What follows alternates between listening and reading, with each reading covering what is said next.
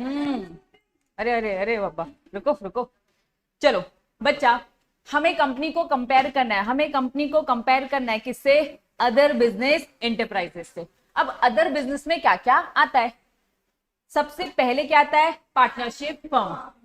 Partnership firm होता क्या है बच्चा? पार्टनर्स आपस में मिलकर जब एक बिजनेस स्टार्ट करते हैं, दैट वाज पार्टनरशिप फर्म। किसके थ्रू करते बच्चा? एक पार्टनरशिप डीड बनाते। डीड कुछ नहीं, सिंपल एक अग्रीमेंट है, ठीक है। कंपैरिजन की अगर मैं बात करूं बच्चा, हम हर एक टॉपिक की सिमिलैरिटीज डिससिमिलैरिटीज पढ़ेंगे और कंपनी से कंपेयर करेंगे, पार्टनरशिप फर्म, एचयूएफ और बच्चा रजिस्टर्ड सोसाइटी। सबसे पहला टॉपिक है हमारा पार्टनरशिप। कंपनी को कंपेयर कर रहे हैं पार्टनरशिप से, तो बच्चा कंपनी की सेपरेट लीगल आइडेंटिटी है, पार्टनरशिप फर्म की नहीं है। एक तरफ कंपनी और एक तरफ हमारी फर्म है, तो सेपरेट आइडेंटिटी है, फर्म की नहीं है। Next point, property of the firm. Company की प्रॉपर्टी कंपनी की होती है, लेकिन फर्म की प्रॉपर्टी किसकी होती है? पार्टनर्स की, ठीक है। चलिए फिर बच्चा, creditors of the partnership firm. बच्चा डिक्री, डिक्री वर्ड का मीनिंग क्या है? ऑर्डर। डिक्री मतलब ऑर्डर। अगर क्रेडिटर का पैसा नहीं चुका पाए तो बच्चा क्रेडिटर केस फाइल कर सकती है, कोर्ट में जा सकता है और कोर्ट क्या करेगा? ऑर्डर देगा, ठीक है। तो कंपनी के केस में कंपनी के खिलाफ जाएंगे, लेकिन पार्टनरशिप फर्म के केस में किसके खिलाफ जाएंगे? पार्टनर्स के। क्लियर है? चलो एजेंट की बात कह रही हूँ बच्चा, सारे पार्टनर्स एक दूसरे के क्या है बच्चा? एजेंट। ये कंपनी के केस में नहीं है, ठीक है। चलिए फिर बच्चा, कॉन्ट्रैक्ट। कंपनी और फर्म की बात कर रही हूँ, क्या कंपनी अपने नाम से कॉन्ट्रैक्ट कर सकती है? फर्म के केस में पार्टनर से के साथ कॉन्ट्रैक्ट होता है बच्चा एक तरीके से, ठीक है। तो इन्होंने क्या बोला? पार्टनर बच्चा फर्म के साथ कोई कॉन्ट्रैक्ट नहीं करता है, लेकिन कंपनी केस में मेंबर और कंपनी का कॉन्ट्रैक्ट होता है। Transfer of A share, company के शेयर ट्रांसफर हो सकते हैं। कंपनी दो टाइप की, पहली पब्लिक कंपनी, पब्लिक कंपनी में फ्रीली ट्रांसफरेबल है, प्राइवेट कंपनी में फ्रीली ट्रांसफरेबल नहीं है, रिस्ट्रिक्शंस है। तो पार्टनरशिप फर्म क्या बोलता है? फ्रीली की रिस्ट्रिक्शन? रिस्ट्रिक्शंस, और ये फ्री होता है लेकिन पब्लिक कंपनी के केस में, ठीक है। चलिए रिस्ट्रिक्शंस की बात हो रही है बच्चा, यहाँ पर रिस्ट्रिक्शंस आर्टिकल और पार्टनरशिप कॉन्ट्रैक्ट की बात हो रही है। एक्चुअल में कंपनी के सारे रूल्स रेगुलेशंस किसमें लिखे रहते हैं? आर्टिकल में। किसमें? कंपनी के केस में। पार्टनरशिप फर्म के केस में उनका खुद का जो कॉन्ट्रैक्ट, डीड, एग्रीमेंट जो बोलना है। लाइबिलिटी की अगर बात करूं, पार्टनरशिप फर्म के केस में लाइबिलिटी क्या होती है? अनलिमिटेड होती है, अनलिमिटेड होती है। और इसमें क्या होती है बच्चा? मेंबर की लाइबिलिटी लिमिटेड। परपेचुअल सक्सेशन का मीनिंग हमेशा जिंदा रहना, हमेशा चलते रहना। इन्होंने कहा भैया कंपनी के मेंबर आए जाए, सारे के सारे कंपनी के मेंबर मर जाए तब भी कंपनी जिंदा रहेगी। फर्म के केस में बोला भैया पार्टनर मर जाएंगे तो फर्म भी खत्म। ऑडिट की बात हो रही है, कंपनी को कंपलसरी बोल दे भैया आपको ऑडिट करवाना पड़ेगा। पार्टनरशिप फर्म को क्या बोला बच्चा? डिस्क्रिएशन। What do you mean by डिस्क्रिएशन? मर्जी, ठीक है, पार्टनर्स की मर्जी, ठीक है। तो ऑप्शन है। Next, creation of law. Company को कौन बनाता है? लॉ। कंपनी को बंद कौन करता है? लॉ। पार्टनरशिप फर्म को ये सारी चीजें किसके थ्रू होते हैं? अग्रीमेंट के थ्रू। ये सारी चीजें पढ़ ली थी। चलो अब आ जाओ बच्चा, नेक्स्ट टॉपिक है हमारा। नेक्स्ट टॉपिक है बच्चा, कंपनी को हम कंपेयर करेंगे हिंदू जॉइंट फैमिली बिजनेस से, ठीक है। चलो पहले हिंदू जॉइंट फैमिली बिजनेस के बारे में थोड़ा बहुत हिस्ट्री पढ़ेंगे। एक्चुअली में बहुत सारे एक्ट है आपकी इंडिया में, बहुत सारे लॉ है, बहुत सारे कानून है, ठीक है। एक एक्ट है जिसे हम बोलते हैं Hindu inheritance act of India. Act क्या है? हिंदू को लेकर। तो सारे जितने भी हिंदू लोग आपस में बिजनेस कर रहे थे, इन्होंने क्या बोला कि चलो हम बिजनेस, अपनी जॉइंट फैमिली बिजनेस को आगे बढ़ाएंगे। बच्चा ये जो एचयूएफ है, अनडिवाइडेड फैमिली ओन बिजनेस है बच्चा, ये आपको कहाँ मिलेगा? Only in India. हिंदू कहाँ मिलेंगे आपको? इंडिया के बाहर कोई है क्या हिंदू? नहीं। यहाँ से चले जाते हैं, बात अलग है। श्रीलंका में भी थोड़े बहुत आपको हिंदू मिलेंगे, लेकिन मेजरली हिंदुस्तान है, ठीक है। हिंदू तो बच्चा हिंदुस्तान का ही है, तो एक्चुअली में हिंदू मेजरली यहाँ मिलेंगे। तो इस टाइप का बिजनेस भी कहाँ मिलेगा बच्चा? इंडिया में। अब मैं कह रही हूँ कि हिंदू नहीं बाहर भी है, तो बच्चा इंडिया का लॉ फॉलो करेंगे क्या? वहां हर देश का अपना खुद का लॉ। ये लॉ कहाँ बना है? इंडिया में। तो हिंदू इस बिजनेस को फॉलो करता है और पूरा लॉ बना होता है इसका, ठीक है। इसमें एक जो लीड करता है, मेन जो पर्सन होता है, दैट वाज कर्ता। बाकी सारे मेंबर को क्या बोलते हैं? को पर्सन, ठीक है। चलिए एक्चुअल में मेंबरशिप स्ट्रिक्टली साफ साफ बोला जाता है किसको मिलेगी बच्चा? जो इस ज्वाइंट फैमिली का क्या बच्चा? मेंबर है। मतलब अगर इस फैमिली में कोई भी बच्चा बॉर्न होता है तो वो जन्म से ही क्या बन जाता है? मेंबर, ठीक है। चलिए, कर्ता की लायबिलिटी क्या होती है? अनलिमिटेड। लेकिन उसके साथ जो बाकी के मेंबर्स होते हैं उनकी लायबिलिटी क्या होती है? लिमिटेड। मतलब जॉइंट हिंदू फैमिली बिजनेस की बात करें तो कर्ता की लायबिलिटी क्या है बच्चा? अनलिमिटेड। और बच्चा मेंबर्स की लायबिलिटी क्या है बच्चा? लिमिटेड। आप समझो कैसे? फॉर एग्जाम्पल, हमारी एक जॉइंट हिंदू फैमिली है, मैं करता हूं, तुम लोग बाकी के को पर्सन हो, ठीक है। अब कर्ता क्या करता है?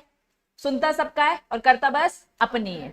मतलब कि आपसे सजेशन मांगेगा, ओपिनियन मांगेगा, लेकिन जो आपने सजेशन ओपिनियन दिया है क्या वो ही मैं कंपलसरी फॉलो करूंगी? क्या नहीं। अब भैया दादाजी तो अपना ही दिमाग लगाएंगे ना, सुनेंगे सबका, लेकिन क्या करेंगे? करेंगे अपना। तो इन्होंने बोला अपनी मर्जी से करो ना, तो आपकी लायबिलिटी क्या है? अनलिमिटेड। अगर गलत डिसीजन ले लिया, सब सही से डिसीजन दे रहे थे और आपने अपनी मर्जी चलाई, तो आपकी लायबिलिटी हमेशा क्या रहेगी? अनलिमिटेड। बाकी मेंबर्स की लायबिलिटी क्या रहेगी बच्चा? लिमिटेड। क्या ये बात याद रहेगी? चलिए, share of each member keeps fluctuate, होता रहता है, ऊपर नीचे होता रहता है बच्चा। Business continue to exist upon the death of any member और karta. Business continue to exist, इन्होंने कहा बिजनेस चलता रहेगा अगर कोई भी एक मेंबर की डेथ हो जाती। For example, joint Hindu family business में अगर ज्वाइंट हिंदू फैमिली है, एक आध की डेथ हो जाती है, क्या बिजनेस भी बंद हो जाएगा? नहीं, दूसरा मेंबर उसकी जगह ले लेगा, ठीक है। लेकिन मेंबर हमेशा फैमिली का ही एक बंदा रहेगा, आउट ऑफ फैमिली से कोई आता नहीं है। लेकिन हाँ, अगर किसी की डेथ होती है तो फर्क पड़ता नहीं है। अगर कर्ता की भी डेथ हो गई तो कर्ता की पोजीशन किसी और को मिल जाती है। दादाजी की डेथ हो गई तो पापा को मिल जाएगी पोजीशन, ठीक है। क्लियर है? चलिए, ये सब जनरल बातें बताई। अब आ जाओ, सबसे पहले क्या लिखा है? हेट्रोजीनियस और होमोजीनियस। हेट्रोजीनियस मतलब क्या? मीनिंग बताओ पहले तो। डिफरेंस होता है, अलग अलग टाइप होता है बच्चा, डिफरेंस होता है। होमोजीनियस मतलब क्या होता है? सेम, ठीक है। अब थोड़ा सा समझना, रिलायंस कंपनी के शेयर मैंने खरीद रखे, मुकेश अंबानी ने भी खरीद रखे, मैंने भी खरीद रखे, तुम लोगों ने भी खरीद रखे। हम सब क्या एक जैसे हैं? हम सब क्या एक जैसे हैं? अलग अलग है। कंपनी का जो मेंबर होता है वो सब क्या होते हैं? हेट्रोजीनियस नेचर के, दैट मीन सब अलग अलग है। लेकिन जॉइंट हिंदू फैमिली बच्चा एक ही फैमिली को बिलोंग करे तो सब एक जैसे हुए ना। तो अगर मैं कंपैरिजन करूं, किसमें कंपैरिजन करूं? कंपनी और एचयूएफ में, तो कंपनी में मेंबर क्या रहते हैं बच्चा? हेट्रोजीनियस। और एचयूएफ में मेंबर क्या होते हैं बच्चा? होमोजीनियस। एक टाइप के लोग होते हैं, ठीक है। एकदम नेचर की बात नहीं कर रहे बच्चा, नेचर की बात नहीं कर रहे, ठीक है। लेकिन एक फैमिली को बिलोंग करने वाले रहते हैं तो होमोजीनियस नेचर के होते हैं, ठीक है। चल नेक्स्ट, ये कर्ता सिस्टम कंपनी में होता है क्या? एचयूएफ में कर्ता सिस्टम होता है, कंपनी में ऐसा कोई कॉन्सेप्ट नहीं होता है, ठीक है। चलिए, in HUF family business karta has a sole authority to contract debts for the purpose of the business, लेकिन अदर कॉर्पोरेट्स इन कॉन्ट्रैक्ट में नहीं आते। मतलब अगर एचयूएफ का कर्ता किसी से बिजनेस करता है तो उसके बीच में कॉन्ट्रैक्ट होता है और अनलिमिटेड लायबिलिटी भी किसकी होती है? उसकी खुद की। मेंबर्स की लायबिलिटी रहती है क्या? लिमिटेड ही रहती है। तो बच्चा कॉन्ट्रैक्ट के लिए क्या वो रिस्पॉन्सिबल भी रहेगा? नहीं। लेकिन no such system in a company में ऐसा कोई कर्ता वर्ता सिस्टम नहीं है। कंपनी अलग है, इसमें कोई कर्ता नहीं होता है, मैनेजमेंट अलग होता है, ओनर अलग, ठीक है। हाँ, वही उन्हीं की होगी, वो उन्हीं का पोर्शन होता है, एक्चुअली में कंट्रीब्यूशन होता है, कौन कितना काम कर रहा है। फॉर एग्जाम्पल कि प्रॉपर्टी बिककर ही उसे चुकाया जाएगा, दूसरे की भी है, पार्ट है ना। अब समझना, मैं एक बिजनेस चला रही हूँ, मेन कंट्रोल मैं ही कर रही हूँ, आप लोग सब क्या बच्चे उसके मेंबर हो, आप कुछ ना कुछ काम कर रहे होंगे ना। क्या फ्री का मिलेगा आपको पैसा? दादाजी बहुत स्मार्ट है, फ्री का पैसा नहीं देंगे किसी को, बोलेंगे आओ धंधे में काम करो, दुकान में बैठो, तब आपको कुछ मिलेगा। तो एक्चुअल में पूरा जोड़ा हुआ कमाया हुआ किसका है? दादाजी का है ना। अनलिमिटेड लायबिलिटी किसकी है? उनकी है ना। चुकानी पड़ेगी तो वो दुकान बेचकर वो ही चुकाई जाएगी। उसमें उनका हर टाइम, अगर एक लड़का उसमें बैठ रहा है और उसको कुछ एक पैसा मिल रहा है तो उसके कंट्रीब्यूशन को उसको उसका पैसा तो मिल रहा है, उसकी लायबिलिटी लिमिटेड है, अनलिमिटेड नहीं है। तो वो दुकान का मालिक करता कहलाएगा, तो उधारी भी वहीं पे करेगा अगर नुकसान में जाता है तो, ठीक है। उनका है, लेकिन उनका कंट्रीब्यूशन एज अ सैलरी उनको मिल रहा है कि नहीं मिल रहा? मिल रहा है। उनकी पोजीशन चली जाएगी, अगर उनकी डेथ हो जाती है कोई और बैठेगा तो फिर वो मिल बांट के फिर डिसीजन लेंगे, ठीक। चलिए आ जाओ, नेक्स्ट हेडिंग क्या है बच्चा? Member. A person become member, joint Hindu family में मेंबर कैसे बन जाते हैं? By virtue of birth. अगर आप उस फैमिली में पैदा हुए हो तो आप मेंबर बन जाओगे, ठीक है। लेकिन देयर इज नो प्रोविजन, क्या कंपनी के केस में ऐसा है क्या? मुकेश अंबानी की फैमिली कोई पैदा हुआ है तो क्या रिलायंस कंपनी का ओनर बन जाएगा? तब तक नहीं जब तक वो शेयर्स ना खरीदे, और शेयर्स तो कोई भी खरीद सकता है, आउटसाइडर भी। चलिए, नो रजिस्ट्रेशन इज कंपलसरी। अब बच्चा रजिस्ट्रेशन की बात हो रही है, क्या कंपनी का रजिस्ट्रेशन करवाना कंपलसरी है? अगर रजिस्ट्रेशन नहीं करवाओगे तो कंपनी बनेगी ही नहीं, ठीक है। तो no registration is compulsory for carrying a business. HUF अगर का बिजनेस कर रहे हो तो कंपलसरी रजिस्ट्रेशन नहीं है, ठीक है। इवन अगर एक्सीड करोगे 20 मेंबर्स भी, मतलब कोई फर्क नहीं पड़ता, ऑप्शन होता है। करवाओगे तो बढ़िया, नहीं करवाओगे तो दिक्कत नहीं। अब मुझे बताओ, और बढ़िया, पार्टनरशिप फर्म के केस में मैंने क्या बताया था? रजिस्ट्रेशन करवाने का फायदा क्या बताया था?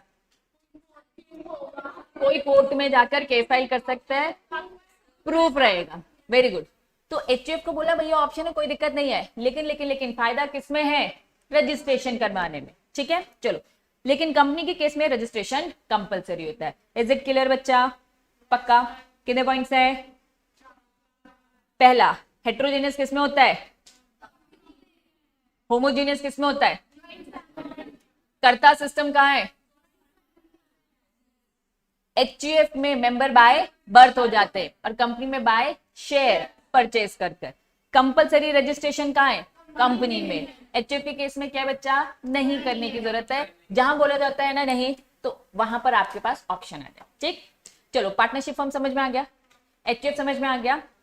बच्चा एक और कॉन्सेप्ट था, ये आपके लिए नया है, आप समझना, एलएलपी।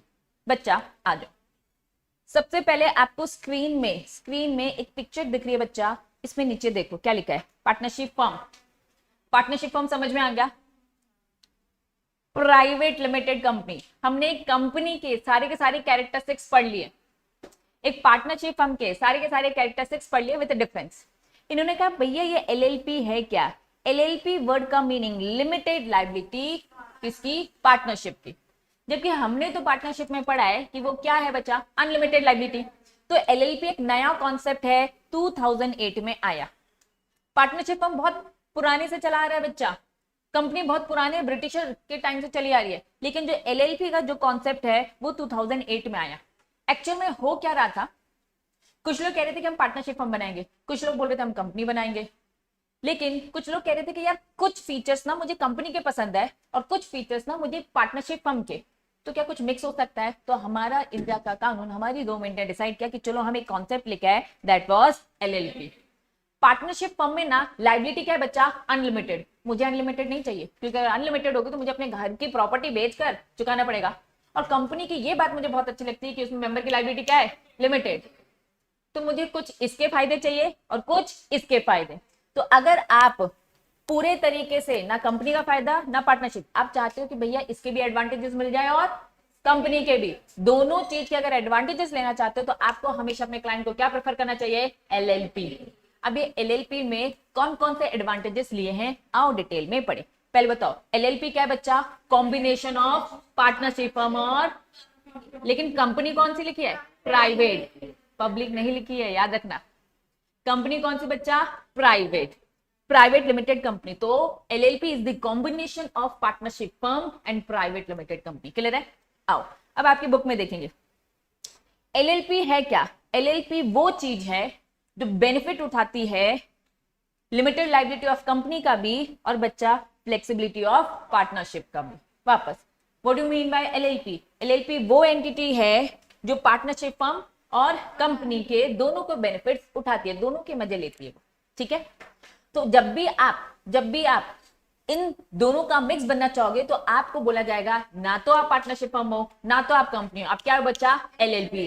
क्या इसका भी रजिस्ट्रेशन करवाना पड़ता है? हाँ, इसका भी रजिस्ट्रेशन करवाना पड़ता है, तब आपका नाम होता है क्या? एलएलपी। जैसे कंपनी का रजिस्ट्रेशन वैसे एलएलपी का भी। चलो, कंपलसरी है, बिना रजिस्ट्रेशन करवाए तो आप पार्टनरशिप फर्म बन जाओगे।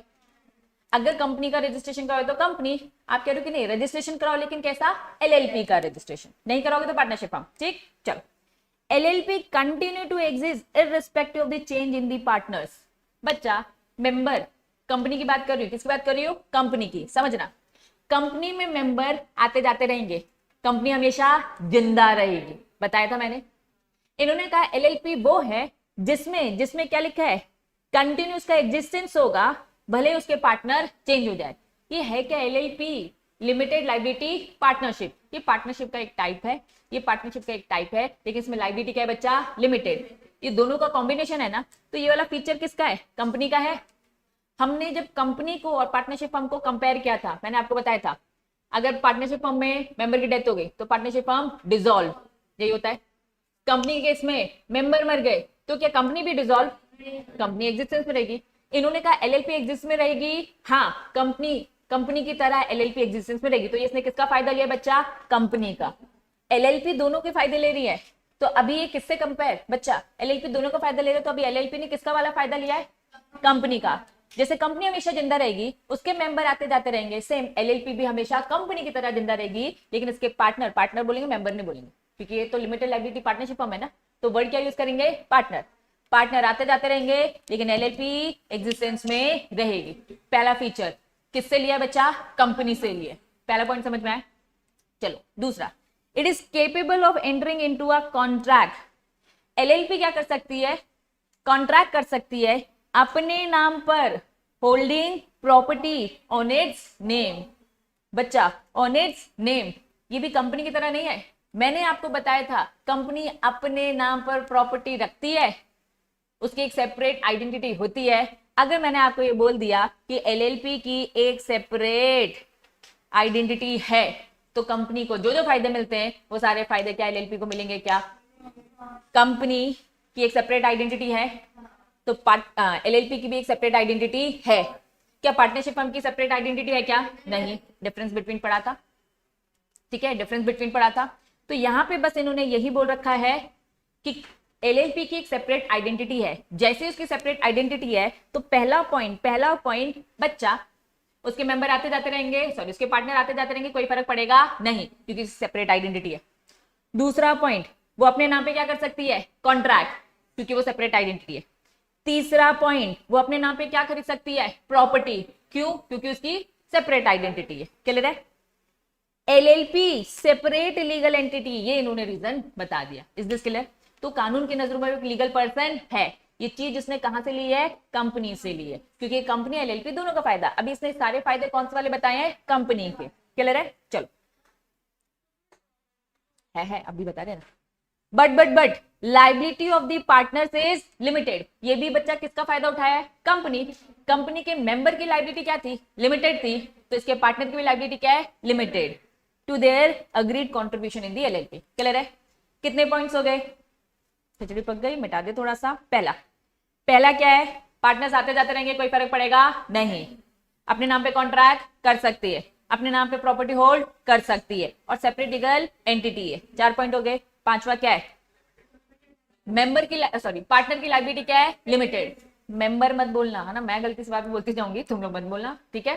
पार्टनर्स की लायबिलिटी क्या है, लिमिटेड।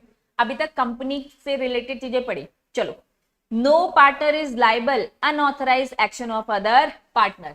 मैंने पार्टनरशिप फर्म में आपको बताया था, हम सब एक दूसरे के लिए टीम वर्क जैसा काम कर रहे, एजेंट थे। अगर मैंने गलत किया तो तुम भी बच्चा रिस्पॉन्सिबल, तुमने गलत किया तो मैं भी रिस्पॉन्सिबल। ये किसमें होता था, पार्टनरशिप फर्म में।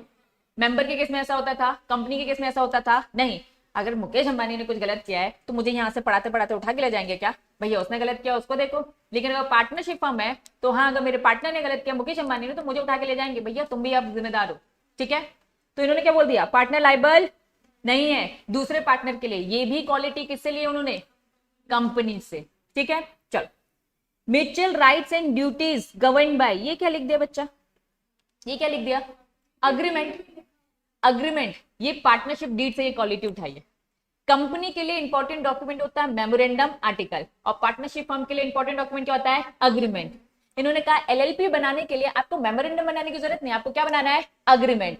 तो ये क्वालिटी कहां से ली, पार्टनरशिप फर्म से। क्या ये बात समझ में आए। अभी तक जितने भी ऊपर के पॉइंट्स थे वो सब किसके थे बच्चा, कंपनी के। अभी पहला पॉइंट किससे मिला, पार्टनरशिप फर्म का, ठीक है। चलो, एलएलपी एक्चुअल में है क्या, एलिमेंट्स है बोथ।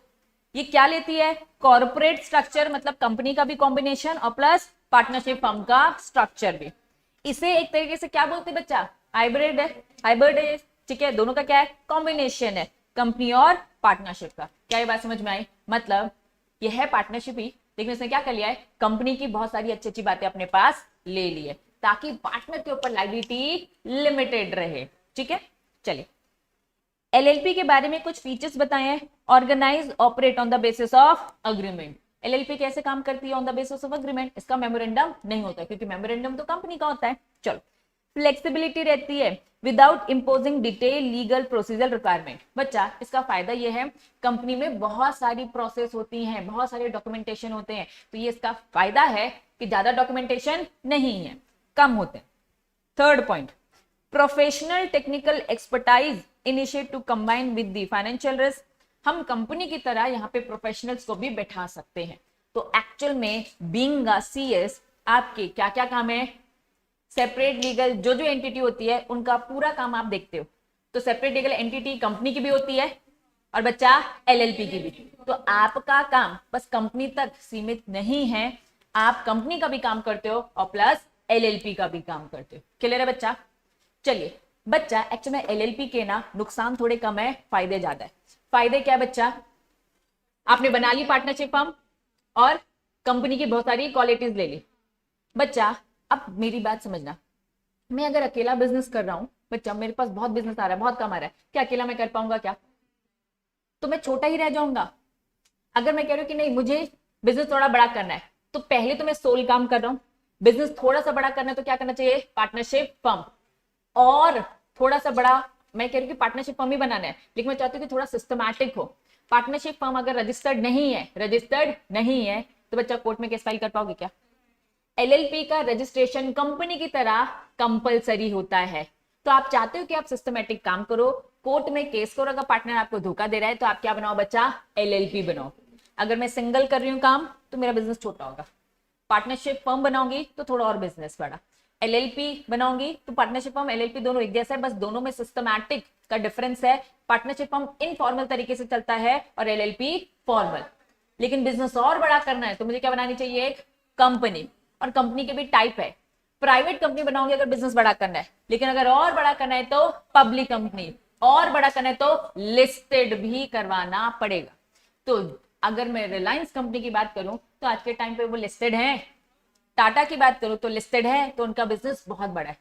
अकेले रहोगे ज्यादा काम नहीं कर पाओगे, आपको बड़ा होना है तो आपको कंपनी का फॉर्म लेना पड़ेगा।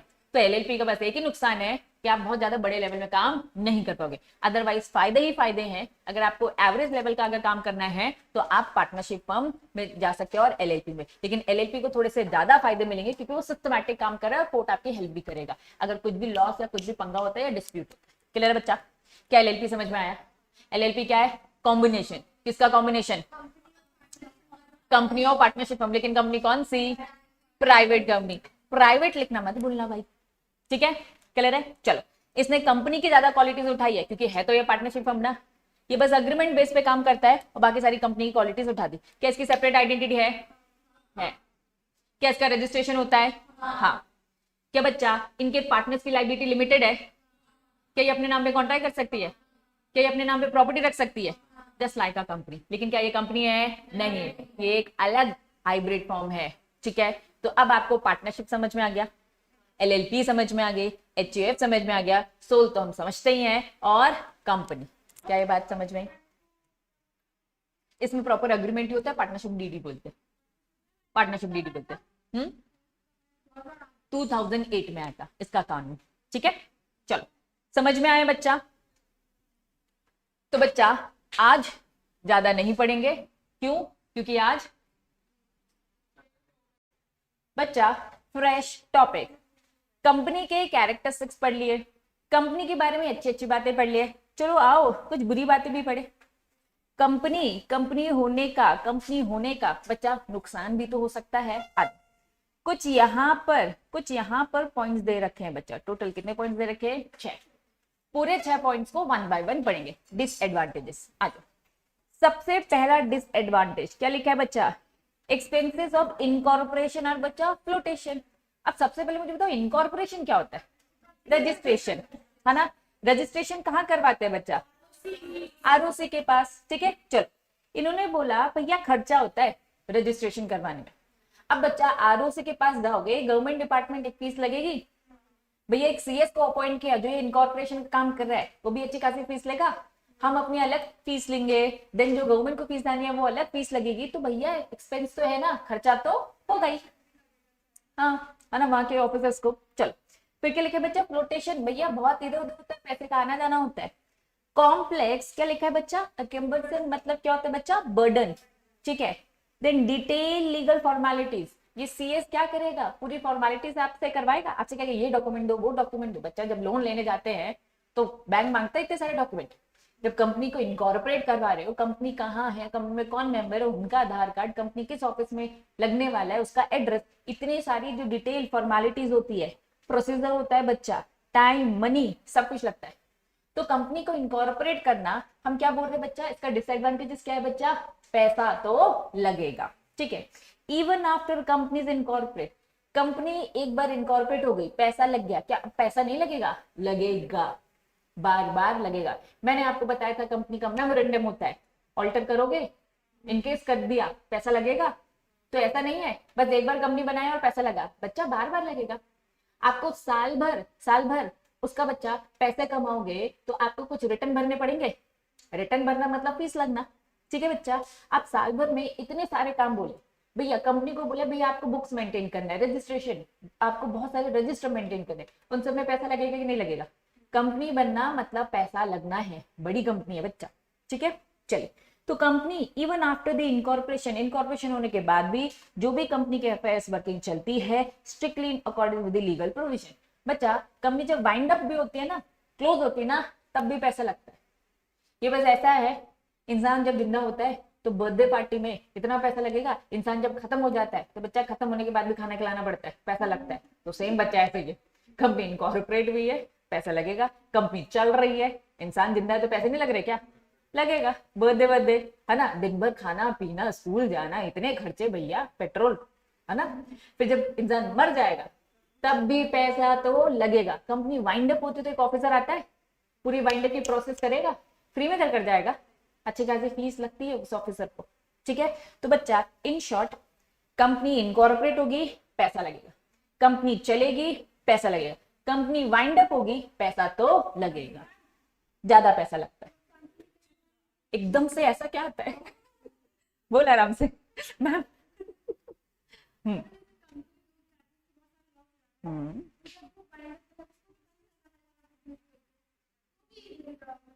हाँ, मैंने बोला था ना, शटर गिरा दिया कंपनी बंद हो गई क्या, बिल्कुल नहीं। ऑफिसर आएगा चेक करेगा, लेकिन वो ऑफिसर तब आएगा जब आप पैसे दोगे। पैसे नहीं दे पाए तो भैया वेल्ले हैं, खत्म हो गई कंपनी, है ही नहीं पैसे, प्रॉपर्टी बेच कर एसेट बिकेंगे कंपनी के। सबसे पहले किसको चुकाएंगे, बोलेगा ऑफिसर, क्रेडिटर को बाद में देंगे। सिक्योर्ड क्रेडिटर होता है, अनसिक्योर्ड क्रेडिटर होता है, पहले किसको पैसे मिलते हैं, सिक्योर्ड। उससे भी पहले ऑफिसर ने कहा रुक जा, सिक्योर्ड तो बाद में, मैं पहले, मैं काम करने आया हूँ, मैं ये काम करने आया हूँ, फर्नीचर बिकेगा, प्रोजेक्टर बिकेगा, सिस्टम बिकेगा, पहले ऑफिसर को पैसे मिलेंगे, उसकी फीस मिलेगी, उसके बाद बचता है तो सिक्योर क्रेडिटर का नंबर आता है, मतलब हम पहले आएंगे। क्या ये बात समझ में आ रही है। तो हम पहले एनालिसिस करेंगे कि भैया हमें हमारी फीस मिलनी चाहिए तब काम होगा, अदरवाइज नहीं। हम जाकर तो पहले देख ही लेंगे ना कितने एसेट्स बच रहे, फीस दे पाएगा कि नहीं दे पाएगा, नहीं तो काम करोगे क्या, मत करना, ठीक है। चलो समझ में आया। इन शॉर्ट हम क्या पढ़ रहे हैं, कंपनी के डिसएडवांटेजेस। पहला क्या पढ़ रहे हैं बच्चा, खर्चा होता है, बस इनकॉर्पोरेशन में नहीं, चलाने में और बंद करने में भी। चलिए नेक्स्ट क्या लिखा है, कॉर्पोरेट डिस्क्लोजर। डिस्क्लोजर मतलब बताना पड़ेगा, अपनी पूरी इंफॉर्मेशन आपको बतानी पड़ती है। मान लो मैं हूं वोडाफोन आइडिया कंपनी, दोनों ने मर्ज कर रखा है, जियो कंपनी की सारी इंफॉर्मेशन आरओसी ऑफिस के पास है। बच्चा एमसीए की वेबसाइट के थ्रू क्या मैं जियो कंपनी की इंफॉर्मेशन मैं नहीं निकाल सकती क्या, निकाल सकती। वोडाफोन कंपनी आइडिया कंपनी क्या जियो कंपनी की इंफॉर्मेशन नहीं निकाल सकते। कॉम्पिटिटर्स एक दूसरे की इंफॉर्मेशन नहीं देख सकते क्या, देख सकते हैं। बच्चा हर कंपनी को अपना डिस्क्लोजर देना है, जियो कंपनी अपना डिस्क्लोजर देगी, वोडाफोन कंपनी आइडिया कंपनी अपना डिस्क्लोजर देगी, कॉम्पिटिटर एक दूसरे की इंफॉर्मेशन आराम से निकाल सकते। कौन निकाल के देगा, आप लोग निकाल के दोगे, आपको मालूम है ना इंफॉर्मेशन कहां से निकलेगी। बताया था ना, एक वेबसाइट थी MCA21, ये पूरी ऑफिशियल गवर्नमेंट की वेबसाइट है, जिससे मैंने कहा था कंपनी की इंफॉर्मेशन निकालने के लिए कितने 100 रुपए में, LLP की इंफॉर्मेशन निकालने के लिए 50 रुपए में, इतनी सी फीस में। किसको पता है, लेकिन ये किसको पता है, हमको पता है फीस कहाँ पे करनी है, कैसे पे करनी है, क्या इन्फॉर्मेशन निकालनी है। क्या ये बात समझ में आ रही है। तो हम निकाल के देंगे ना, ठीक है। चलो, maximum disclosure of the corporate information, अपनी सारी इन्फॉर्मेशन निकालनी पड़ती है। भैया नुकसान ये है कि भाई हमारी इन्फॉर्मेशन पब्लिकली अवेलेबल है कि नहीं, कोई भी निकाल सकता है बच्चा। ठीक, चलो तीसरा डिसएडवांटेज क्या लिखा है, कंट्रोल अलग है और ओनरशिप अलग।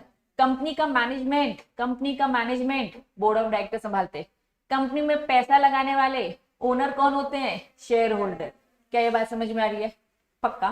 तो इन शॉर्ट इन्होंने कहा जो पैसा लगा रहा है वो तो डिसीजन में रहता ही नहीं है, हर छोटे बड़े फैसले कौन ले रहा है, board of director. The members of the company do not have effective and intimate control over it's working. तो भैया नुकसान ये है कि कभी कभार क्या हो सकता है, पैसा मेरा लगा है, रिलायंस कंपनी के शेयर्स मैंने खरीदे, वहां के बोर्ड ऑफ डायरेक्टर कुछ गलत डिसीजन ले ले, कंपनी लॉस में क्यों जाती है बच्चे, क्योंकि उनके बोर्ड ऑफ डायरेक्टर नालायक होते हैं। हम बोलते हैं ना कंपनी लॉस में चलेगी, भाई हमने तो पैसा लगाया, क्या हम काम कर रहे हैं क्या वहां पे बैठकर, नहीं, पैसा लगाने वाला अलग है और उस पैसे को मैनेज करने वाला अलग है। तो कंपनी में लॉस में जाने का रीजन ये होता है कि मैनेजमेंट कोई और देख रहा है, वो अपनी रिस्पॉन्सिबिलिटी अच्छे से नहीं निभा रहा है, तो नुकसान है ना ये। पार्टनरशिप फर्म में क्या हो रहा है, पैसा हमने लगाया और काम भी हम ही कर रहे हैं, तो फायदा है ना भैया। जिसका पैसा लगा है वो उसकी कीमत समझता है, जिसका पैसा नहीं लगा वो कीमत समझ रहा है क्या, नहीं। पहला डिसएडवांटेज, खर्चा बहुत होता है। दूसरा बच्चा, डिस्क्लोजर्स बहुत ज्यादा देने पड़ते हैं, जिस कारण से सामने वाला भी हमारी इंफॉर्मेशन ले सकता है। कंट्रोल मतलब मेंबर अलग है और मेंबर अलग है और बोर्ड ऑफ डायरेक्टर अलग, मतलब मैनेजमेंट अलग है और ओनरशिप अलग है। कंट्रोल किसके पास है, बोर्ड ऑफ डायरेक्टर। ओनरशिप किसके पास है, शेयर होल्डर। क्लियर है, चलो बड़े आगे। मार्क कर रहे हो क्या, हो गया क्या, चलो वेरी गुड। कोई कर रहा है, करो करो।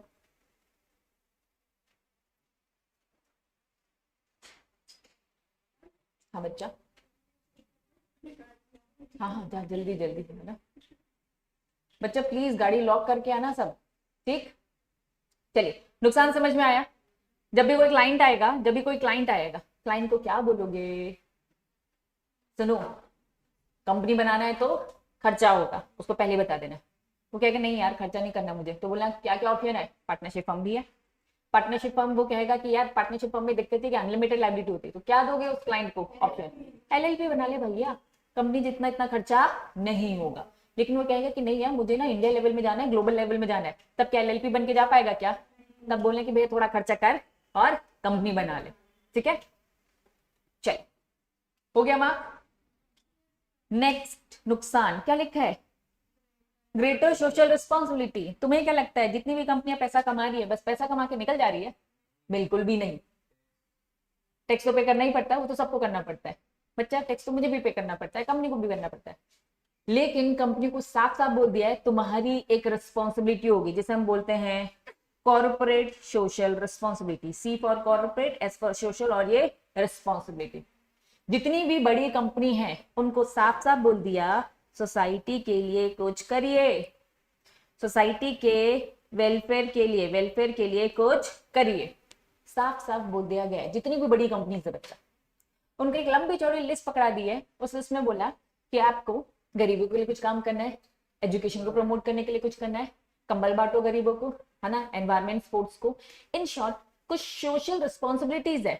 पहले क्या होता था, कंपनी आती थी, पैसा कमाती थी, निकल जाती थी। अब साफ साफ बोलते भैया ऐसा नहीं चलेगा, आपको पैसा कमाना है, तुम्हारी इंडियन इकोनॉमी को ग्रोथ करने के लिए कुछ आपकी सोसाइटी के लिए बच्चा कुछ आपको कर कर जाना पड़ेगा। पैसे कमा के आप बस निकल नहीं सकते। क्या छोटी कंपनी को बोला नहीं, इन्होंने कहा बड़ी कंपनी ज्यादा पैसा कमा रही है ना, तो ज्यादा भी सोसाइटी के लिए कर पाएगी। तो साफ साफ बोल दिया है आपको क्या करना पड़ेगा, CSR की एक रिस्पॉन्सिबिलिटी से आपको निभानी पड़ेगी। फॉर एग्जाम्पल, आपने टाटा कमर्शियल सुना है क्या, यहाँ जबलपुर में टाटा कमर्शियल कंपनी क्या करती है, मेडिकल हॉस्पिटल सुना है, मेडिकल, वो हर वीक में एक डे डिसाइड होता है, दैट वाज वेडनेसडे को जाकर, क्योंकि टाटा कमर्शियल एक बड़ी कंपनी है, उनको समाज के लिए कुछ करना है, तो उन्होंने समाज सेवा वाला कौन सा काम ऑप्ट किया, उन्होंने ऑप्ट किया कि हम मेडिकल हॉस्पिटल में जाकर, बच्चे जाते हैं खाना बांटते हैं, मेडिकल हॉस्पिटल में जाके खाना बांटते हैं। तो उन्होंने पूरी एक लिस्ट दे रखी है, किसने, कंपनी लॉ ने। उन्होंने कहा ये 20 एक्टिविटीज है, आपको उसमें से जो करना है करिए। आपके अपने प्रॉफिट का, ज्यादा डिटेलिंग बता रही हूँ बच्चा, ज्यादा डिटेलिंग, आपको अपने प्रॉफिट का कितना पैसा खर्च करना पड़ेगा समाज के लिए, 2% आपको लगाना पड़ेगा। अब वो 2% का जितना भी आता है उतना खाना फिर बांटते हैं, या फिर अदर एक्टिविटीज, कभी कभार कंबल भी बांट देते हैं। टाटा तो ओवर करता है एक्चुअली में, बहुत ज्यादा करता है, ठीक है, वो खुद से करता है एक्चुअल में। लेकिन लॉ ये बोलता है कि सारी बड़ी कंपनी को कितना पैसा लगाना पड़ेगा, 2%। ये कंपनी लॉ बोलता है, मतलब अगर आपने लॉ नहीं फॉलो किया तो आप पे क्या लगेगी, पेनल्टी। तो यहाँ पे ये हो रहा है, इनॉमरस मतलब many powers divided by the company, greater social responsibility, ज्यादा डिटेलिंग नहीं दे रखा है, ये एग्जीक्यूटिव में आप ज्यादा, शायद यहाँ पे भी आएगा, मे भी आ जाएगा, कॉर्पोरेट सोशल रिस्पॉन्सिबिलिटी आएगा कि भैया आपको क्या करना है, कंपनी का जितना प्रॉफिट होगा उसका 2% आपको समाज की सेवा के लिए लगाना है। अब समाज की सेवा के लिए हमने एक लिस्ट दे रखी है, उस लिस्ट में आपको जो ठीक लगे आपकी मर्जी, लेकिन हाँ 2% तो लगा होना चाहिए। इनकेस 2% नहीं लग पाए तो कुछ पैसा बच रहा है, उन्होंने कहा सरकार का एक फंड है उसमें पैसा लगा दो, क्योंकि सरकार तो क्या करती है, सोशल वेलफेयर ही करती है, तो सरकार को दो, सरकार लगाएगा।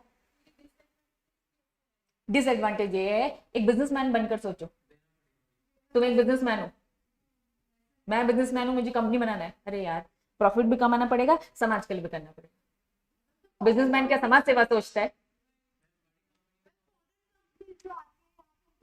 सबको भैया सबको। बच्चा एक बार ये सोचो, अगर आप अपने क्लाइंट को ये बताओगे कि भैया सुन, कंपनी बनाने के बाद तुम्हें ये काम भी करना पड़ेगा, क्लाइंट एक बिजनेसमैन है, समाज सेवा करने वाला नहीं है, उसको क्या लगेगा, अपने प्रॉफिट का 2% देना पड़ेगा, टैक्स भी दो सरकार को, 2% भी दो सरकार को, तो उसको तो नुकसान लगेगा ना। अगर पार्टनरशिप फर्म बनाएगा, पूरा पैसा किसका, उसका, किसी को डिस्क्लोजर देने की भी जरूरत नहीं है, कितना पैसा कमा रहे हो किसी को पता भी नहीं चलेगा। लेकिन कंपनी अगर बना देना, एक एक इंफॉर्मेशन सबको पता है।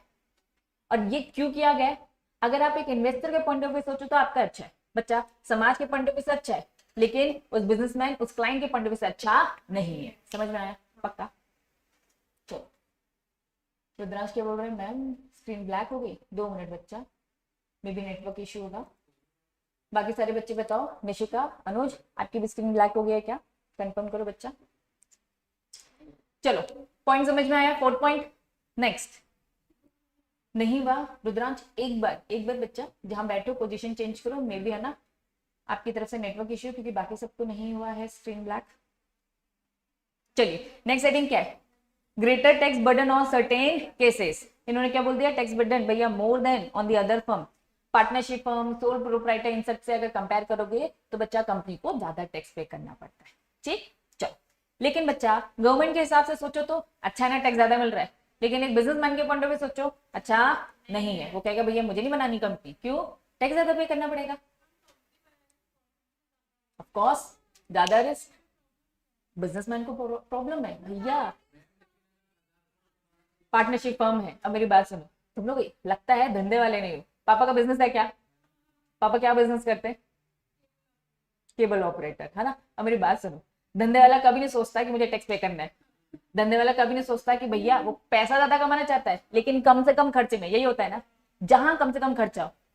ठीक है, कंपनी बनाना है तो उन्होंने कहा सुनो पैसा तो ज्यादा लगेगा, हाँ लेकिन प्रॉफिट भी ज्यादा होगा, लेकिन स्टिल बिजनेसमैन क्या कहता है, जहां मैं पैसा बचा लूं यार, कहीं से भी 2 रुपए भी बचते हैं तो हम बचाएंगे। तो कह रहा है भैया हमें नहीं देना सरकार को टैक्स, ये सारी की सारी टैक्सी चोरी कर कौन रहा है, हम ही कर रहे हैं ना, क्यों कर रहे हैं, कमा रहे हैं ना ज्यादा, दे दो ना यार सरकार को, क्यों नहीं दे रहे भैया, नहीं देना है, अपना एक कमाया हुआ पैसा जाता हुआ दिखता अच्छा नहीं लगता। तो भैया यही है, यही क्लाइंट को समझाना है, भैया प्रॉफिट है ना तो देना, समझ गए तो अच्छी बात। ठीक है, हाँ जीएसटी, हाँ जीएसटी लगता है अपना, सबको देना पड़ता है, कंपनी को ज्यादा। ठीक है, कुछ बोल रही थी स्नेहा, जीएसटी फाइलिंग ना बहुत सारे ड्यूरेशन में होती है, कुछ क्वार्टरली होती है, कुछ सिस्टम्स होते हैं उसके, है ना, एग्जीक्यूटिव में पढ़ाएंगे प्रॉपर, तो उनके कुछ क्वार्टरली सिस्टम होते हैं, अभी तो इनकम टैक्स की रिटर्न का भी चल रहा है। ठीक है, ऑडिट अनऑडिट ये सब होता है।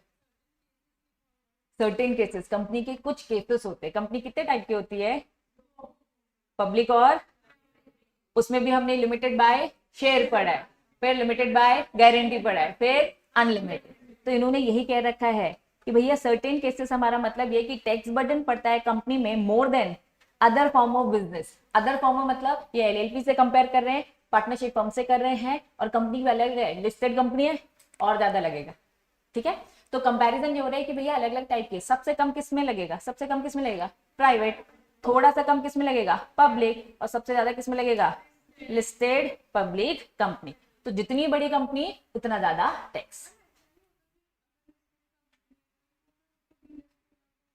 हो सकते हो सकते उसकी भी प्रोसीजर होती है, ठीक है। चलो नेक्स्ट हेडिंग क्या लिखा है, डिटेल वाइंडिंग अप, शटर बंद किया और कंपनी बंद हो गई क्या, नहीं, क्या बोला है भैया लंबी चौड़ी प्रोसेस होती है। Winding up of the company is more expensive than and, क्या लिखा है टाइम कंज्यूमिंग, भैया टाइम लगता है, ऐसे ही नहीं आके कोई बंद करके चला जाएगा, एक दिन में कंपनी को एक दिन में बंद कर दे, ऐसा नहीं, टाइम लगेगा, ठीक है। चलिए तो ये थे हमारे 6 डिसएडवांटेजेस, समझ में आया बच्चा। चलिए फटाफट एक रिवीजन। पहला डिसएडवांटेज क्या पड़ा था, खर्चा, देखो ना कितना खर्चा लग रहा है, एक्सपेंसेस बोल दिया, कॉर्पोरेट डिस्क्लोजर बोल दिया, देन क्या बोल दिया ओनरशिप और मैनेजमेंट, मतलब कंट्रोल और ओनरशिप दोनों अलग अलग है। फिर क्या लिखा है सोशल रिस्पॉन्सिबिलिटी, खर्चा है, टैक्स पे करना खर्चा है, डिटेल वाइंडिंग का प्रोसेस खर्चा है, सब खर्चा वाला काम है बच्चा। यस, जनता से अगर पैसे लेने जाओगे तो सरकार आपको पकड़ेगी, भैया पैसे ले रहे हो, पैसा आ रहा है इसका मतलब तो दोगी, ठीक। चलो all these are disadvantage, mark हो गया क्या। चलिए नेक्स्ट टॉपिक की तरफ बढ़ेंगे बच्चा।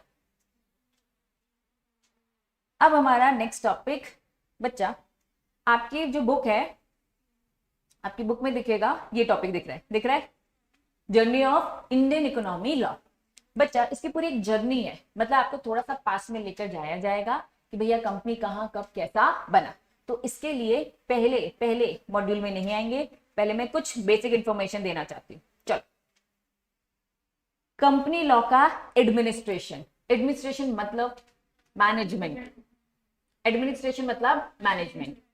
कंपनी लॉ जो है इसका पूरा का पूरा मैनेजमेंट क्या है बच्चा, सबसे ऊपर कौन है हमारी सेंट्रल गवर्नमेंट, जिसको कौन पूरा का पूरा कंट्रोल करता है प्राइम मिनिस्टर। बच्चा पूरी सरकार चलाने वाला कौन है प्राइम मिनिस्टर, क्लियर है। चलिए अब सेंट्रल गवर्नमेंट में ये तो प्राइम मिनिस्टर है, लेकिन क्या पूरा का पूरा जो हमारे मोदी जी पूरी इंडिया को क्या वो खुद अकेले कंट्रोल कर सकते हैं क्या। तो प्राइम मिनिस्टर ने कहा कि मेरे अंदर नीचे नीचे कुछ छोटे मिनिस्टर्स होंगे जिनको मैंने एरिया दे दिया। फॉर एग्जाम्पल बच्चा ministry of finance, ministry of defence, ऐसे मिनिस्ट्री ऑफ कॉर्पोरेट अफेयर्स, इसी को शॉर्टकट में क्या बोलते हैं एमसीए। बार बार जो मैं वेबसाइट की बात कर रही हूँ बच्चा, ये ऑफिशियल वेबसाइट है गवर्नमेंट की जिसमें सीएस का पूरा काम होता है, जिस वेबसाइट का नाम है ministry of corporate affair. CS का काम, जो भी कंपनी का काम है वो इस मिनिस्टर के अंडर में आता है। मतलब सबसे ऊपर मोदी जी हो गए, मोदी जी ने बोला भैया कॉर्पोरेट अफेयर का काम निर्मला सीतारमण जी आपको संभालना है बच्चा। तो मिनिस्टर सबसे ऊपर मोदी जी हो गए, मोदी जी के नीचे निर्मला सीतारमण आ गए। अब निर्मला सीतारमण पूरी इंडिया की कंपनी को क्या अकेले मैनेज कर सकती हैं, नहीं। इन्होंने कहा भैया मैंने भी और छोटे छोटे क्या बना दिए बच्चा, रीजनल डायरेक्टर्स बना दिए। मोदी जी पूरा कंट्रोल नहीं कर सकते, तो कॉर्पोरेट अफेयर के लिए निर्मला सीतारमण को बोला, निर्मला सीतारमण पूरा नहीं कंट्रोल कर सकती, तो उन्होंने क्या बना दी बच्चा, रीजनल डायरेक्टर्स। रीजनल डायरेक्टर्स ने बोला भैया ये रीजन है ईस्ट वेस्ट नॉर्थ साउथ, इसमें बहुत सारे स्टेट आते हैं, अगर मैं ईस्ट की बात करूं तो बहुत सारे स्टेट आते कि नहीं आते हैं। उन्होंने कहा मैं भी अकेले मैनेज नहीं करूंगा, तो इन्होंने क्या बनाया बच्चा, आरओसी, जिसको हम क्या बोलते हैं रजिस्ट्रार ऑफ कंपनी। क्या ये बात समझ में आई। वापस सबसे ऊपर मोदी जी प्राइम मिनिस्टर, उनके नीचे बच्चा मिनिस्टर ऑफ कॉर्पोरेट अफेयर। उन्होंने पूरे इंडिया को डिवाइड कर दिया अलग अलग रीजन में, पूरे इंडिया को डिवाइड कर दिया अलग अलग रीजन में, जिसे हम क्या बोलते हैं रीजनल डायरेक्टर्स, क्लियर है। फिर रीजनल डायरेक्टर्स ने बोला भैया मैं हर एक स्टेट में क्या बना देता हूँ, आरओसी बना देता हूँ ताकि मैनेजमेंट इजी हो जाए। तो उन्होंने क्या बना दिया बच्चा, registrar of company. Her state का एक आरओसी ऑफिस होता है, क्लियर है, ठीक है। हाँ बच्चा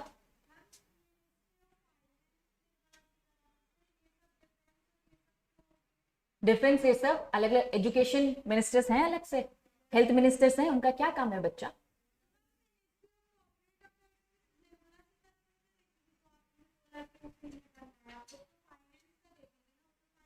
ओके मैं एक बात बता दूं, निर्मला सीतारमण जी के पास 2 डिपार्टमेंट है, एक है कॉर्पोरेट अफेयर, दूसरा है फाइनेंस। तो उनको 2 डिपार्टमेंट दे रखे, क्लियर है। डिफेंस का अलग है, एजुकेशन का अलग है, हेल्थ का अलग है, ठीक। चलो निर्मला सीतारमन को 2 काम मिले हुए हैं, याद रहेगा।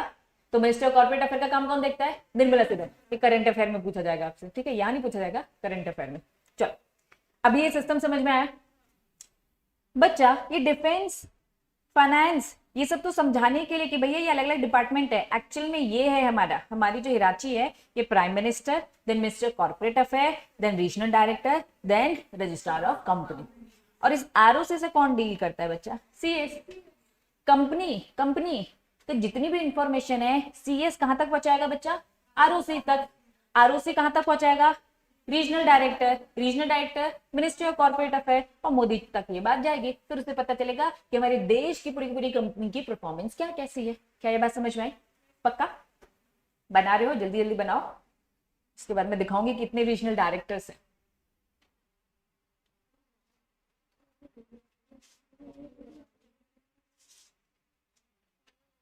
आपको बस क्या बनाना है? पीएम, उसके नीचे ministry of corporate affair, regional director और आरओसी, बस ये वाली हिराची बनानी, ठीक है।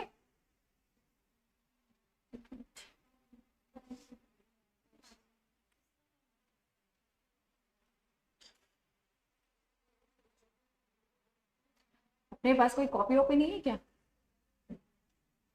अगर पूछूंगी तो याद रहेगा। मैं वही तुम्हें कह रही हूँ, कॉपी तो निकालो, बुक नहीं आती। देखो प्यारी बच्ची हमारी, सबके पास कॉपी तो होनी चाहिए यार, एटलीस्ट जो पढ़ रहे हैं वो लिखे, है ना? चलेगा, हो सकती है। एक्चुअल में क्या होता है ना, एलएलपी यूनिकॉर्न नहीं हो सकती। एलएलपी को बिजनेस बड़ा करना है तो उसको क्या बनाना पड़ेगा? कंपनी बननी ही पड़ेगी उसको, क्योंकि आप किसी से अगर फंडिंग ले रहे हो, दैट मीन्स आप पैसा ले रहे हो तो आपको कंपनी का फॉर्म लेना ही पड़ेगा। ये अब क्या हो गया, पुराने चुके। स्टार्टअप मतलब क्या होता है? आप एक न्यू आइडिया लेके आ रहे हो। तो टाटा की नाम से आप देखोगे, टाटा भी एक कंपनी थोड़ी ना है, टाटा भैया बहुत सारी। आपने टाटा के नाम से कोई स्टार्टअप तो आप कर सकते हो, कोई इश्यू नहीं है। जो बन चुका है वो थोड़ी ना होगा। स्टार्टअप मतलब कुछ न्यू अभी आया। तो टाटा पुराना हो गया, लेकिन कोई नया आइडिया के साथ अभी आएगा तो दैट वाज स्टार्टअप, ठीक है। स्टार्टअप कैसे बनता है, क्या होता है, ये भी है, लेकिन एग्जीक्यूटिव, ये सारी चीज एग्जीक्यूटिव लेवल में सीखो, ठीक है। चलो बन गया क्या? अरे जल्दी बना, बन गया। ये श्रेया, श्रेया है ना नाम, तेरा नाम याद हो गया। जल्दी बना। चलो बच्चा, अब मैं आपको थोड़ा सा है ना प्रैक्टिकली दिखाऊं गूगल में।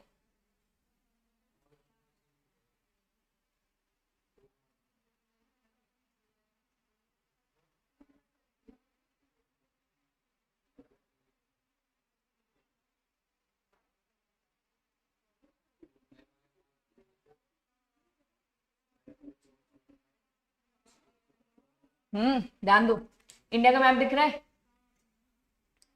बच्चा। Ministry of corporate affair, Sitharaman पूरे इंडिया का कंट्रोल करती है, पूरी कंपनी से रिलेटेड कॉर्पोरेट अफेयर्स, इसमें कंपनी भी आता है और एलएलपी भी आता है, दोनों आता है, ठीक है। इन्होंने कहा कि हमने क्या कर रखा है, ऐसे डिवाइड कर लिया। क्या डिवाइड कर लिया बच्चा? पूरी इंडिया के regional directors, sorry regional ROC office के ऊपर क्या था? रीजनल डायरेक्टर्स थे। चल तुमने जो पढ़ा है वो किसका पढ़ा है? इंस्टीट्यूट का पढ़ा था, आईसीएसआई का। अभी हम क्या पढ़ रहे हैं? कंपनी का, ठीक है। इन्होंने कहा पहले बच्चा ईस्ट, ठीक है, वेस्ट, नॉर्थ और साउथ, ये 4 दिख रहा है, ईस्ट वेस्ट नॉर्थ साउथ। बच्चा इन्होंने कहा नॉर्थ में क्या क्या आएगा? देखो एक बार स्टेट देखो क्या क्या कवर हो रहे हैं। जम्मू कश्मीर हो रहा है, हिमाचल आ रहा है और उत्तराखंड आ रहा है, हरियाणा भी आ रहा है, यूपी भी आ रहा है। बच्चा ईस्ट में मुझे बताओ, ईस्ट में क्या क्या आ रहा है? नहीं नहीं, ये ईस्ट यहाँ है, ये नॉर्थ ईस्ट लिखा है, मैं ईस्ट की बस बात कर रही हूँ, बस ईस्ट की। बिहार आ रहा है, बिहार, उड़ीसा आ रहा है, कलकत्ता आ रहा है, आंध्र प्रदेश तो नीचे आ रहा है, ठीक है। वेस्ट में बताओ क्या आ रहा है? महाराष्ट्र आ रहा है, ठीक है। अब बच्चा अभी मैंने आपको बताया ईस्ट वेस्ट नॉर्थ साउथ बस दिख रहा है, ईस्ट वेस्ट नॉर्थ साउथ है, क्लियर है। अब इन्होंने क्या बोल दिया? नॉर्थ ईस्ट भी है, कि नॉर्थ ईस्ट में क्या आ रहा है बच्चा? 7 सिस्टर्स आ रहे हैं, ठीक है। अब नॉर्थ वेस्ट में क्या बोल दिया? एमपी, एमपी, गुजरात और राजस्थान। मतलब एमपी कहाँ आ रहा है? एमपी कहाँ आ रहा है? इन शॉर्ट में आपको ये समझाना चाहती हूँ, आप जबलपुर में सीएस का अगर काम कर रहे हो, कंपनी कहाँ की है? जबलपुर की, तो ये जबलपुर कहाँ आता है बच्चा? एमपी में। आपका आरओसी ऑफिस कहाँ पड़ेगा? एमपी के ग्वालियर में। क्या ये बात समझ में आई? लेकिन अगर बात थोड़ी बढ़ती है और ऊपर वाली अथॉरिटी के पास जाते हैं तो आप कहाँ जाओगे बच्चा? नॉर्थ वेस्ट में जाओगे। क्या ये बात समझ में आई? फिर बच्चा साउथ ईस्ट भी है, साउथ ईस्ट भी है, जिसमें क्या आ रहा है बच्चा? आंध्र प्रदेश आ जाएगा, यस, तेलंगाना भी आ जाएगा। ठीक है, क्या ये बात समझ में आ रही है? मतलब इन शॉर्ट बच्चा, वापस आएंगे, हम क्या पढ़ रहे हैं? हम पढ़ रहे हैं कि पूरा का पूरा जो हमारा मैनेजमेंट है वो कॉर्पोरेट अफेयर्स ने रीजनल डायरेक्टर को दिया, और रीजनल डायरेक्टर ने किसको दिया? आरओसी ऑफिस को। ठीक है, ये रीजनल डायरेक्टर है, ईस्ट, नॉर्थ, साउथ, वेस्ट। पहले मुझे बताओ, क्या ये 4 डायरेक्शन याद रहेंगे?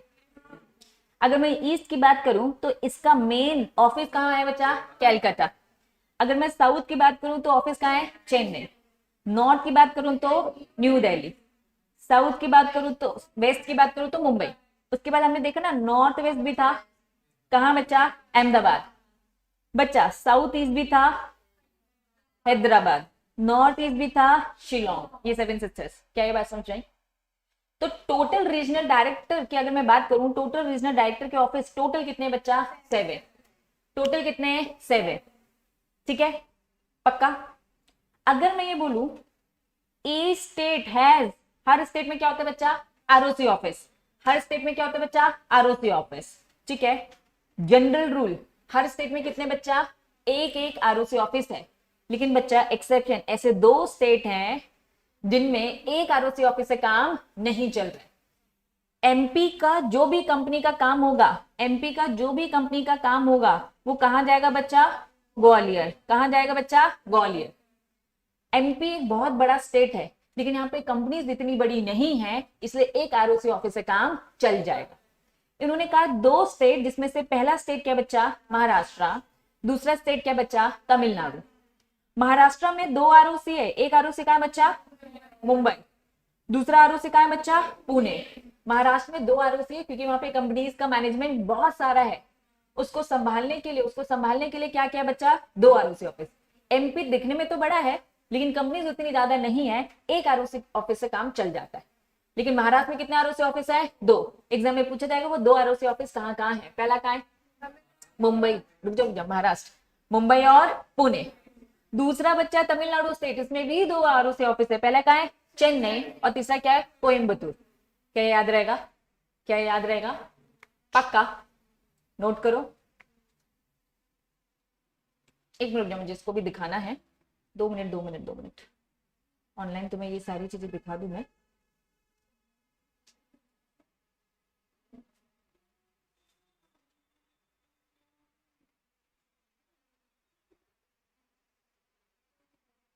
ये देखो, ग्वालियर दिख रहा है तुमको? तुम्हारा पक्का? स्क्रीनशॉट लेके एक बार दिखाऊं तुम्हें, समझाऊं बच्चा। हाँ, अंडमान में भी है। अगर आप मान लो आप बीइंग अ सीएस कहाँ काम कर रहे हो बच्चा? महाराष्ट्र में। ये महाराष्ट्र है, ये महाराष्ट्र है। तो बच्चा महाराष्ट्र में उन्होंने कहा ऐसे डिवाइड कर दिया, हमने ऐसे डिवाइड कर दिया। कुछ एरियाज की कंपनी कहाँ जाएगी बच्चा? आरओसी, पुणे वाले आरओसी में फाइलिंग करेगी, और कुछ कहाँ करेगी? मुंबई। तमिलनाडु कहाँ है? तमिलनाडु एक है चेन्नई और दूसरा क्या है? कोयम्बतूर। इन्होंने कहा भैया हमने ऐसे डिवाइड कर दिया। तो इन शॉर्ट आप कहाँ काम कर रहे हो? बीइंग अ सीएस आप कहाँ काम कर रहे हो? काम आप जबलपुर में कर रहे हो। बच्चा सारे काम ऑनलाइन होते हैं। सारे काम क्या होते हैं? ऑनलाइन। जबलपुर में बैठा सीएस इंडिया का किसी का भी काम कर सकता है, इंटरनेशनल काम भी कर सकता है, सब तो ऑनलाइन है ना। हमारे इंडिया के अंदर आता है? बोलो बताओ। हाँ हाँ, बहुत सारी कंपनीज है। बस क्या है, तुम लोग इंडिया की, यहाँ की कंपनी ज्यादा अच्छे से भी जानते नहीं हो, वहां की कहाँ से जानोगे? ठीक है, हाँ बच्चा। भैया बहुत, वो दिखने में इतना टिंगू सा दिख रहा है, अदरवाइज अच्छा खासा बड़ा एरिया है। टूरिस्ट, एक्चुअली में टूरिस्ट वहां बहुत ज्यादा जाते हैं। एक्चुअली में घूमने सबसे पहले वहीं जाते हैं। इंडिया का है, बस इज्जत नहीं देते इंडिया को। हाँ, यूटी के लिए, यूनियन टेरिटरीज के लिए, ठीक है। इन शॉर्ट बच्चा, अगर आपने यूपी की कंपनीज की अगर मैं बात करूं, यूपी की कंपनीज की बात करूं, तो बच्चा कहां जाना पड़ेगा, कानपुर जाना पड़ेगा। तो आप यहाँ जबलपुर में बैठे किसी का भी काम कर सकते हो, तो आपकी कंपनी का रजिस्टर्ड ऑफिस मतलब मेन ऑफिस कहाँ है उससे डिसाइड होगा। मेन ऑफिस बच्चा यहाँ है, यूपी में है, तो आप कहाँ फाइलिंग करोगे, कानपुर के ऑफिस में। आप कह रहे हो कि भैया आप जयपुर, बच्चा महाराष्ट्र, सॉरी अहमदाबाद हो गया बच्चा, सॉरी गुजरात हो गया, देन राजस्थान हो गया, आप यहाँ बैठे किसी भी कंपनी का काम कर सकते हो। बस आपको क्या देखना है, कंपनी का मेन ऑफिस कहाँ है। मेन ऑफिस से डिसाइड होता है कि आपको कौन से गवर्नमेंट वाले, कौन सा आरओसी वाले ऑफिस में आपको ये भेजना पड़ेगा। अगर गुजरात की कंपनी है तो आपको कौन सा आरओसी ऑफिस में भेजना पड़ेगा, अहमदाबाद। राजस्थान की कंपनी है तो कहां भेजना पड़ेगा, जयपुर। क्या ये बात समझ में आई? डिसाइड होता है, एरिया डिसाइड होता है। फॉर एग्जाम्पल एकदम बॉर्डर के पास है, यहाँ हमें नहीं समझ में आ रहा है, बता रही एक मिनट मुझे, ये गुजरात हो गया और राजस्थान, गुजरात और राजस्थान जो ये है यहाँ पे मान लो, तो बच्चा पूछा जाएगा कि भैया आप किस एरिया में कवर होते हैं। एक्चुअली में जैसे फॉर एग्जाम्पल चित्रकूट, आप देखना चित्रकूट तो बच्चा आधा एमपी में लगता है और आधा यूपी में लगता है, तो आधा आधा आता है। तो पूछा जाएगा आपका ऑफिस कहाँ है, ऐसे ना प्रॉपर लाइन बनी हुई है, ऐसे प्रॉपर लाइन बनी हुई है, इस साइड से एमपी लग जाएगा, इस साइड से यूपी लग जाएगा, ऐसे लाइन बनी रहती है। तो अगर आपका ऑफिस यूपी वाले एरिया में आ रहा है तो भैया कानपुर में भेजना, एमपी वाले में आ रहा है तो कहाँ भेजना बच्चा, ग्वालियर में। तो देखा जाएगा ऑफिस का एड्रेस।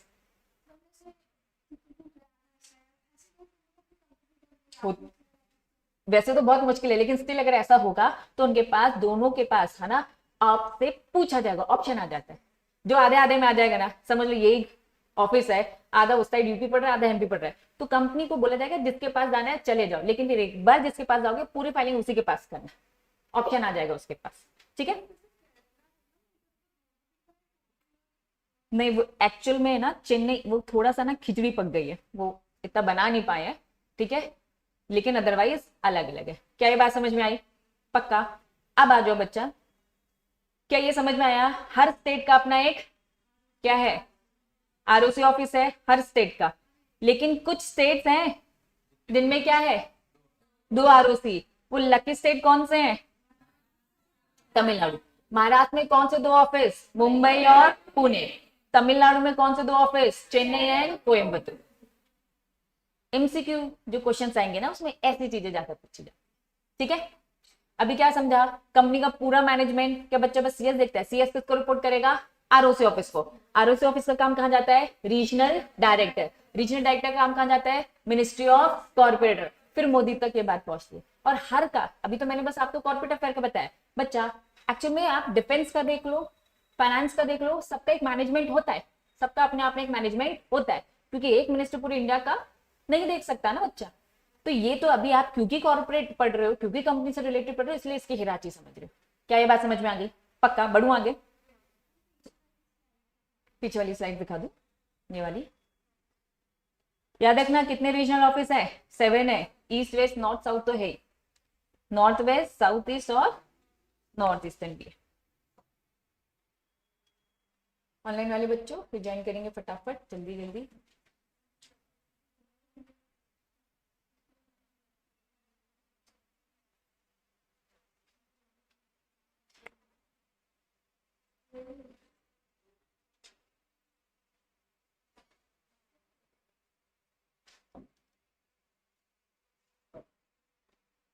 ये भी नोट करना है ना, कैलकाटा, चेन्नई।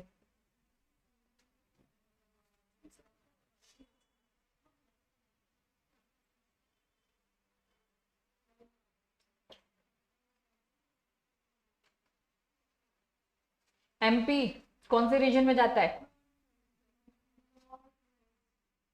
मतलब कल को अगर हमारी कंपनी का कुछ केस बड़ा हो जाता है ना, हमें ऊपर तक पहुंचना होगा, तो हमारे लिए कहाँ जाना है, अहमदाबाद जाना पड़ेगा, ठीक। पहले तो सारी फाइलिंग आरओसी ग्वालियर में। हाँ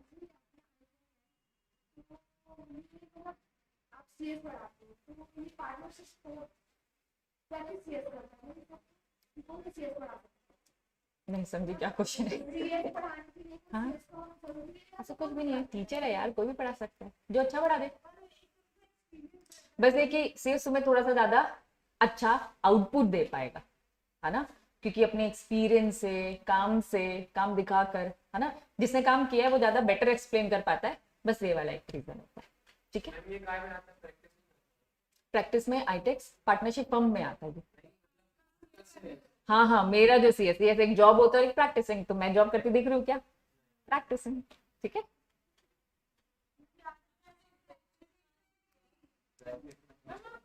तुम लोग, अब फिर से मैं बताऊंगी, बिजनेस है ये मेरा, तो बिजनेस में तो, और प्रैक्टिसिंग क्या होती है, बिजनेस ही होता है, खुद का बिजनेस है यार।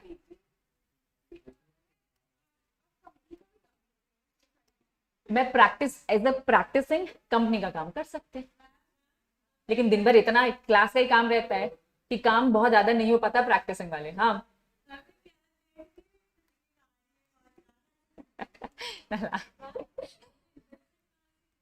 मैंने कुछ जबलपुर से करी थी और इंदौर से करी, 2 जगह से करी।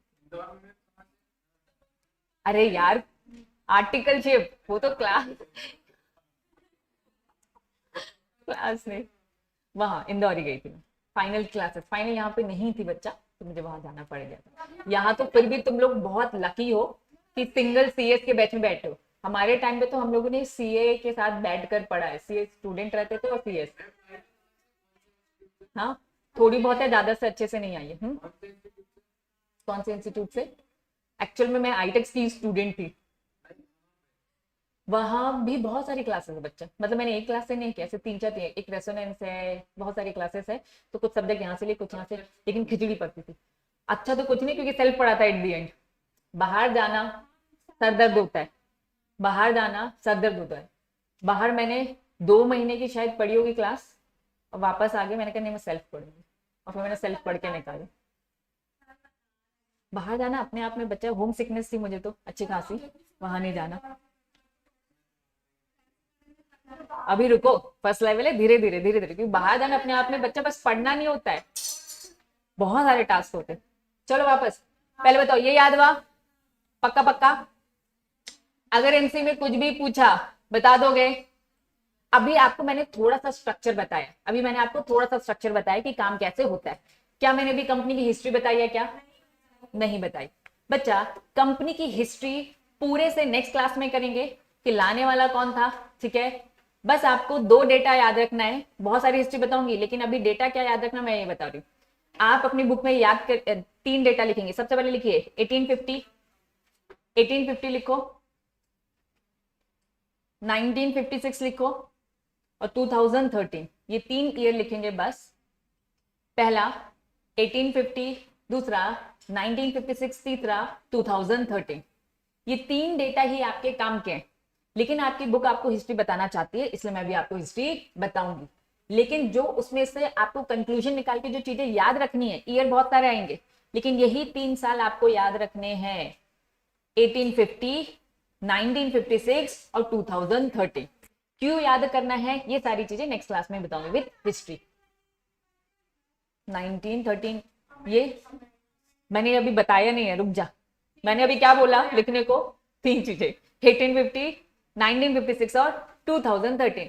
कल पूरी हिस्ट्री बताऊंगी, ये सब भी समझाऊंगी, अभी समझा नहीं रही हूँ। ठीक है, लिखना भी नहीं है, क्योंकि वो सब याद करने वाली चीजें है ही नहीं, जितनी काम की है बस वो 3 डेटा है। लेकिन क्यों याद करना, ये पूरा लॉजिक कब बताऊंगी? नेक्स्ट क्लास में, सब्र करो। ठीक है, चलो ऑनलाइन वाले बच्चों आज की सवाल समाप्त करते हैं, नेक्स्ट क्लास में मिलेंगे।